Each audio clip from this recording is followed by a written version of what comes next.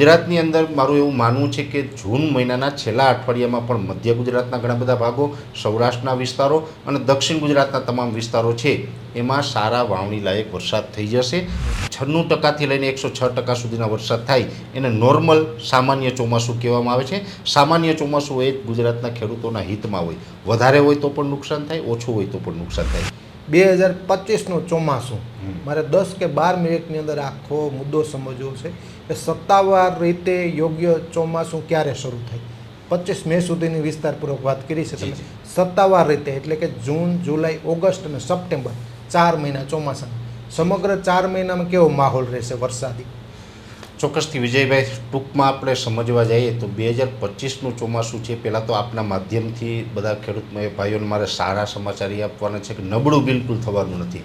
એટલે કોઈ મિત્રો એની ચિંતા કરવાની જરૂર નથી. બીજી વાત છે કે નૈઋત્યનું ચોમાસું છે એ સૌ પ્રથમ આવે છે આંદોબાર નિકોબાર ટાપુ ઉપર. એ આંદોબાર નિકોબાર ટાપુ ઉપર એની નોર્મલ જે ચોમાસું બેસવાની તારીખ છે એ છે 15 મે.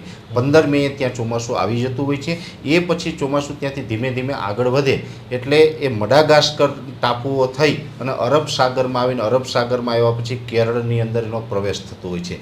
કેરળની અંદર પ્રવેશ થાય ત્યારે લગભગ તારીખ હોય છે 1 જૂન. ઘણી વખત એવું બને કે એમાં 1 થી 2 દિવસ આગળ પાછળ હોય છે, પણ 1 જૂન એને નોર્મલ તારીખ ગણવામાં આવે. અને મહત્ત્વના 3 ક્રાઇટેરિયા છે ને એનો પ્રકાશ પાડવો જરૂરી છે, કેમ કે ઘણી વખત વરસાદો પડવાનું ચાલુ થઈ જતું હોય. કેરળમાં ઘણી વખત 1 જૂને 10 ઇંચ વરસાદ પડે તો પણ આપણે ચોમાસાની જાહેરાત નથી કરી શકતા, કેમ કે એની અંદર ક્રાઇટેરિયાઓ છે કે જ્યાં ટોટલ 14 સેન્ટર છે, જેની અંદર એર્ણાકુલમ છે અથવા તો જે તિરુવનંતપુરમ છે, તિરુવલનેલી છે, રામેશ્વરમ છે, કોચી છે વગેરે, જ્યાં ટોટલ 14 સેન્ટરમાંથી 50% કરતાં વધારે સેન્ટરમાં સતત 2 મિલીમીટર કરતાં વધારે વરસાદ પડવો જોઈએ. એ પહેલો ક્રાઇટેરિયો થયો. બીજો ક્રાઇટેરિયો છે કે ત્યાં પશ્ચિમ દિશાના પવન હોવા જોઈએ કેરળના દરિયાકાંઠે, અને કેરળના દરિયાકાંઠે પશ્ચિમ દિશામાંથી 15 kmની ઝડપે પવન ફૂંકાવો જોઈએ, એટલે કે 35 કિલોમીટર પ્રતિ કલાકની ઝડપે પવન ફૂંકાવો જોઈએ. અને ત્રીજો ક્રાઇટેરિયો છે OLR.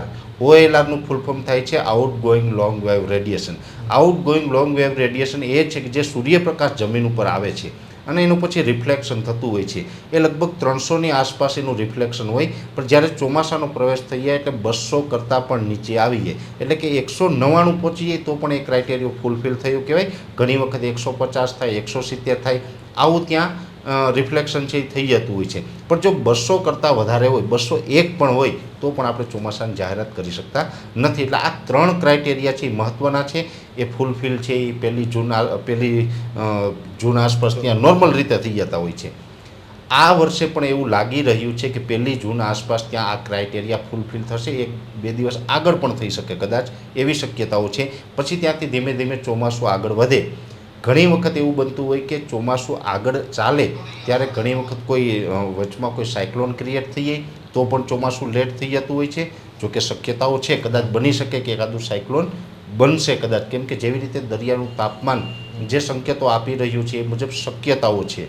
જો એ બનશે તો પણ ચોમાસું ગુજરાત સુધી પહોંચવામાં લેટ થશે, અથવા તો ઘણી વખત એવું બનતું હોય કે પવનોની દિશાઓ છે એ સપોર્ટ ન કરે તો પણ ચોમાસું છે વચ્ચે લેટ થતું હોય. એટલે કેરળમાં કદાચ ચોમાસું સમયસર આવીએ, પણ બની શકે કદાચ કે ગુજરાતની અંદર 2-5 દિવસ લેટ પણ થઈ શકે. એટલે 2-5 દિવસ લેટ તો એમાં કોઈ બહુ મોટી વાત નથી. બીજી વાત એ પણ છે, કદાચ હું તો માનું અઠવાડિયું લેટ થાય, કેમ કે અમારા વાર્ષિક કાર્યક્રમોમાં અઠવાડિયું તો માની રહ્યા છે. અઠવાડિયું લેટ થાય તો પણ એમાં કોઈ ચિંતાનું કારણ નથી. સૌરાષ્ટ્ર, મધ્ય ગુજરાત અને દક્ષિણ ગુજરાતના ભાગોની અંદર 30 જૂન સુધીમાં પણ જો વાવણીના વરસાદો પડે તો એ સમયસર જ ગણાય છે. એટલે ગુજરાતની અંદર બની શકે કે થોડુંક કદાચ લેટ થાય, પણ ગુજરાતની અંદર મારું એવું માનવું છે કે જૂન મહિનાના છેલ્લા અઠવાડિયામાં પણ મધ્ય ગુજરાતના ઘણા બધા ભાગો, સૌરાષ્ટ્રના વિસ્તારો અને દક્ષિણ ગુજરાતના તમામ વિસ્તારો છે એમાં સારા વાવણી લાયક વરસાદ થઈ જશે. બીજો રાઉન્ડ હશે એ જુલાઈ મહિનાના પહેલા અઠવાડિયાનો હશે. જુલાઈ મહિનાના પ્રથમ અઠવાડિયાની અંદર ઓલ ઓવર ગુજરાત, એમાં ઉત્તર ગુજરાત હોય, કચ્છ હોય કે વગેરે તમામ વિસ્તારોનો સમાવેશ થાય છે. ઓલ ઓવર ગુજરાતની અંદર જુલાઈ મહિનાના પ્રથમ અઠવાડિયામાં પણ એ વરસાદ થઈ જશે.